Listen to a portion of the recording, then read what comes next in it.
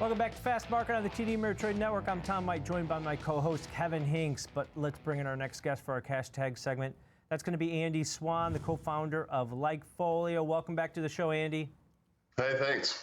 All right, so we're talking Rivian. Shares are getting hammered this year, down over 60%. Hit an all-time high post-IPO, about $179. But Andy, you know, the demand for EV vehicles, we all know it's there. Gas prices are high.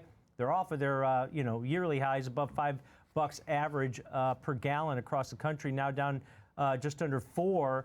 But I'll tell you, Andy, just from my perspective, this Rivian truck is not an attractive truck, but it seems like they're doing okay. What's your data telling you here on Rivian ahead of their earnings? Yeah, I think they're doing okay. I'm with you. It's definitely not as striking as I remember, the first time you saw some Teslas driving around in your town some years ago. Rivian just doesn't have that look, but I do think that they found a really nice niche. Going straight to the truck and SUV market was a very smart play. I think that they've got the ability to get their electric vehicles in the hands of a lot of these delivery companies and a lot of B2B type of play that Tesla normally doesn't have. So I like the niche that they've carved out.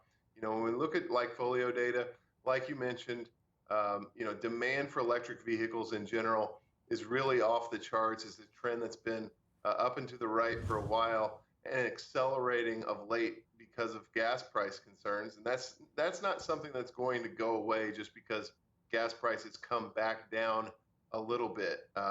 This is a permanent mindset change, I think, for a lot of people. They've seen what gas prices can do, and on their next car purchase or truck purchase, probably don't want to be exposed to that type of price risk. I think it's a completely different mindset once you've seen, the pump read $120 or $150 to fill up. You kind of never want to see that again.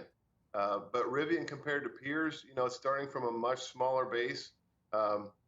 But we do see really substantial gains for this company, especially when compared to others.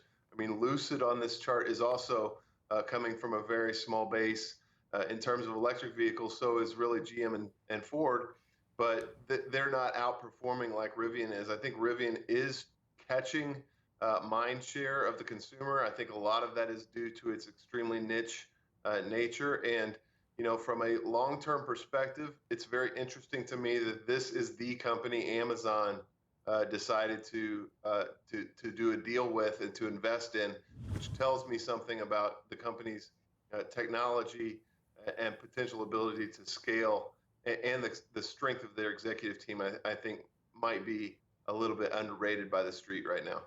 And there it is, Andy, right? That might be the differentiator there, the fact that they are partners with someone with pretty deep pockets in Amazon. Amazon's going to buy 100,000 trucks by the year 2030. There's some demand. The question is, right now, their production estimates that they're trying to beat or overtake is 25,000 cars. Now, we know Tesla's here to stay. We know Ford and GM aren't going anywhere. We know some of the big automakers are invested in this and around for the long term. The question, Andy, with all the data that you guys have on Rivian, is this company legit? Are they the next Tesla or are they the next DeLorean? Yeah, I think it's going to be somewhere in between. Again, I really love the idea that they set this up, in a very specific niche, trucks and SUVs. They're an expensive vehicle. There's some concern that the EV tax credits that were just extended or passed or expected to don't apply to Rivian vehicles because they're going to be too expensive. They put a cap on that, which is interesting. Saw that. But overall, I think this is a really quality company. I think it actually gives me some confidence in the company that they are invested in by Amazon and not necessarily trying to rush cars out. There was a point in time where it felt like Tesla was really just trying to prove it could make cars and sending cars out off of the line that weren't quality enough and run into some serious consumer service complaints. And so Rivian, we don't see that. We see really high happiness levels maintained as their pushing production out onto the streets. Small sample size, but at least from the beginning, at least at the start here, a really good start for this company, even though it's not as fast as they want it to be in terms of number of units moved.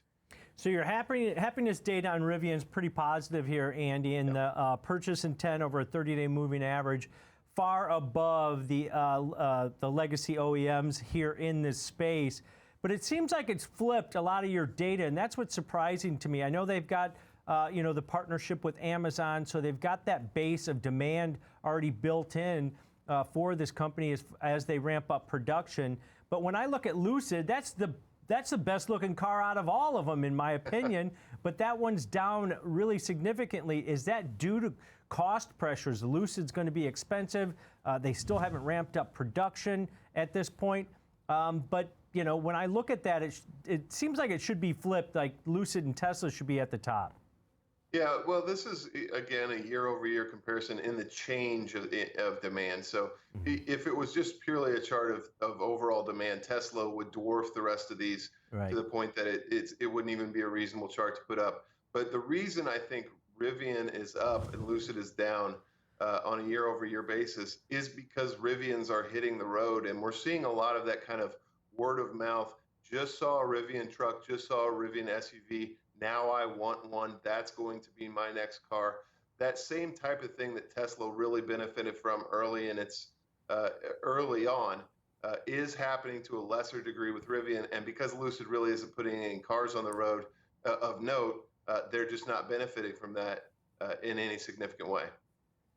Yeah, and going into this earnings, do you have a score for Rivian going into this report? I think it's highly anticipated at this point. Stock's up a couple percent today.